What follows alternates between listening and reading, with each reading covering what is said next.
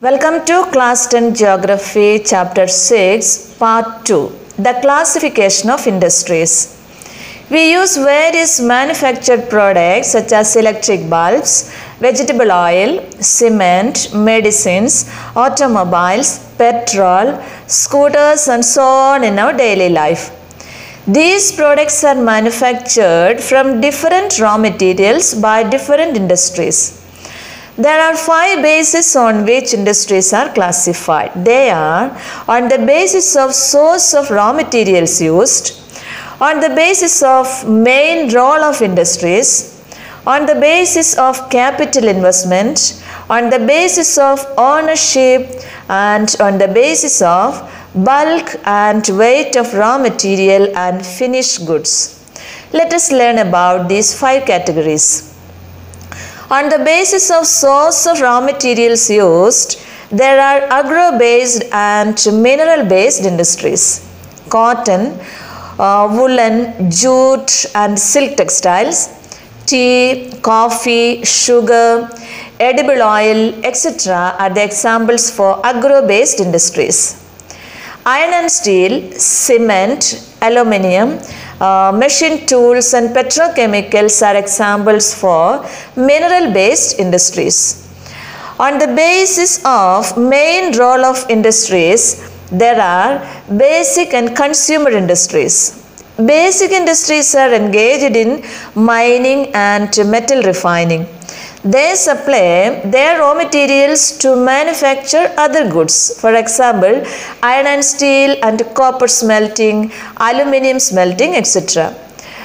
Basic industry is an important industry on which other industries depend on. As I mentioned, iron and steel industry is a basic industry because its finished product is steel. Steel is used for making machinery which helps other industries like automobile and textile industries in manufacturing various goods. Consumer industries process the basic raw materials and produce goods for direct use by consumers.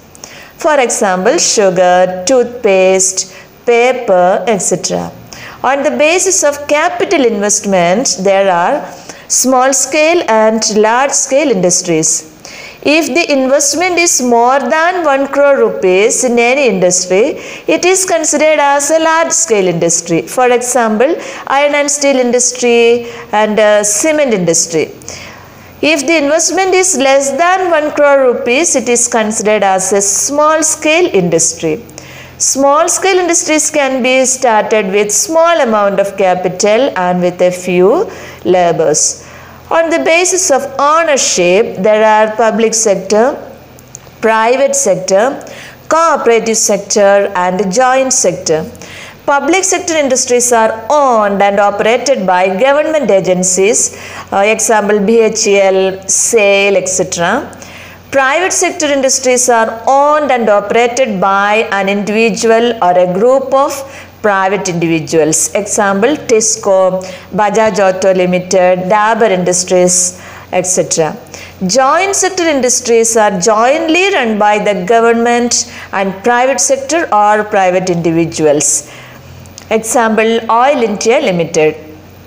Cooperative sector industries are owned and operated by the producers or suppliers of raw materials, workers or both. They pool in the resources and share the profits or losses proportionately. Example, sugar industry in Maharashtra and coir industry in Kerala. Based on the bulk and weight of raw material and finished goods, there are heavy industries such as iron and steel, and light industries that use light raw materials and produce light goods such as electrical industries. Heavy industries uses heavy and more space occupying raw material like iron and steel, sugar, cement, etc. Now we shall learn about agro-based industries. Agro-based industries changes agricultural products into industrial products. They obtain their raw materials from agricultural products, example cotton, jute, silk and woolen textiles, and also rubber, sugar, coffee, tea and edible oil, etc. Let us learn about textile industry. The textile industry occupies a unique position in the Indian economy because it contributes significantly to industrial production, employment generation and foreign exchange earning. It contributes 14% to industrial production. This industry employs largest number of people after agriculture, that is 35 million persons directly work with textile industry. Its share in the foreign exchange earning is significant. It is about 24.6% and it contributes 4% towards GDP.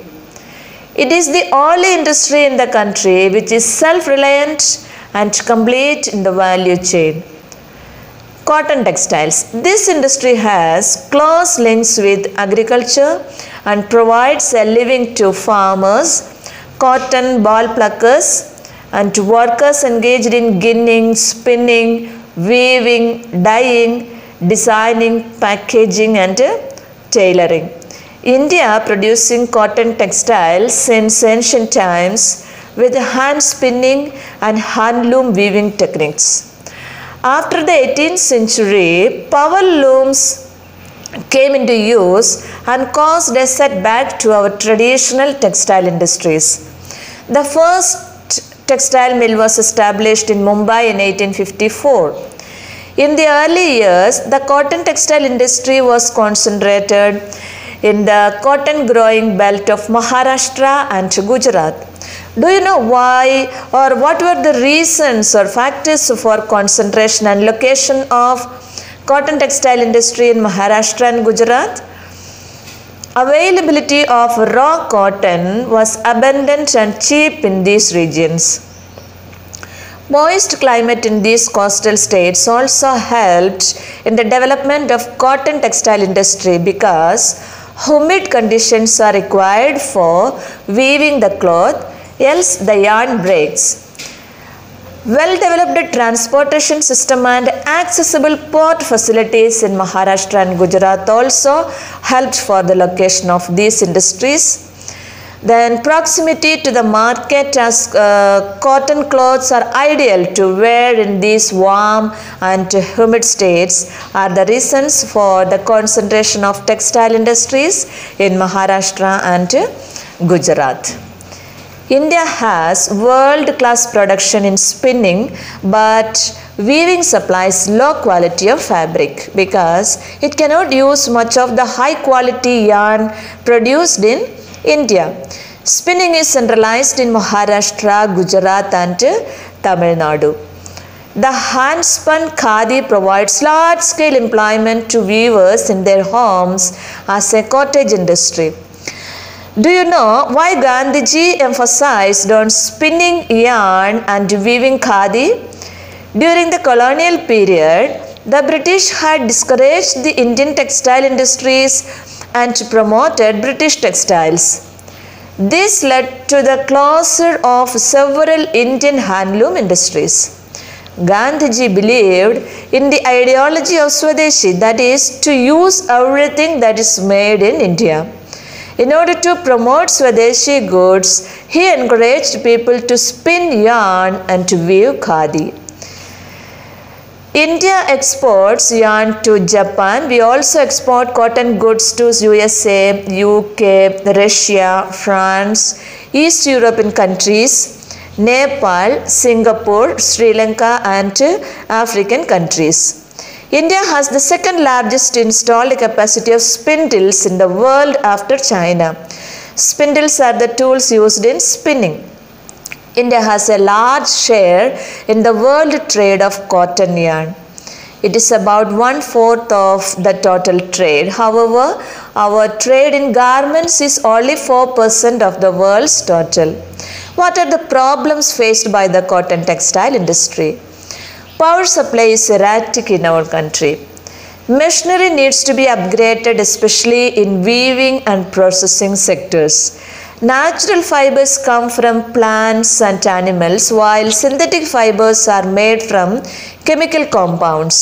The textile industry began creating synthetic fibers as cheaper and more easily mass-produced alternatives to natural fibers. So, erratic power supply, outdated machinery, low output of labor and stiff competition from the synthetic fiber industry are the major problems faced by the cotton industry.